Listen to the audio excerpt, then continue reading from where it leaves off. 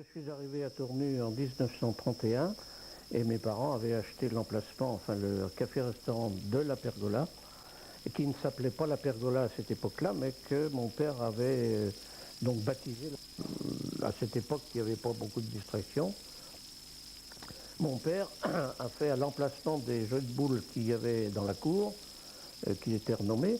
Il y avait non seulement un jeu de boules, mais il y avait également un jeu de quilles le long de la rue Rougelet, qui voyait tous les samedis ou tous les dimanches beaucoup de monde, d'hommes venir jouer aux quilles. Et il y avait un ramasseur de quilles, pardon, qui s'appelait La Pipe et qui s'appelait effectivement Monsieur Le Gros, que tout le monde a bien connu, La Pipe, et qui chantait toujours des chansons très intéressantes, enfin pour l'époque.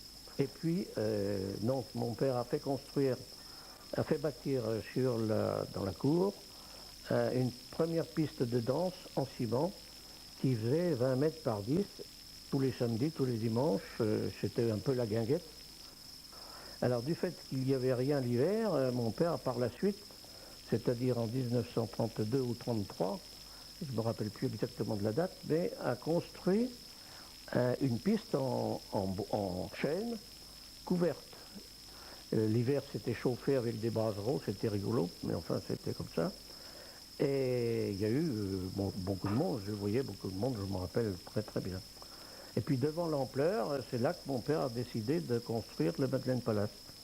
La salle a été inaugurée le mois de juillet 1934 par l'harmonie de Tournu, qui était dirigée à l'époque par M. Léon Claveau, c'est un nom que des Tournusiens connaissent bien. Et, mon père a encore fait, dès fin 1935, installer une cabine de projection avec un appareil de l'époque qui était une petite révolution, puisque c'était la première fois qu'il y avait des appareils de cinéma doubles, c'est-à-dire qu'il n'y avait pas d'arrêt pour changer de bobine et ainsi de suite. Ensuite, donc, il y a eu les tournées de théâtre qui étaient assez importantes à l'époque. Il y a eu de très très intéressantes tournées.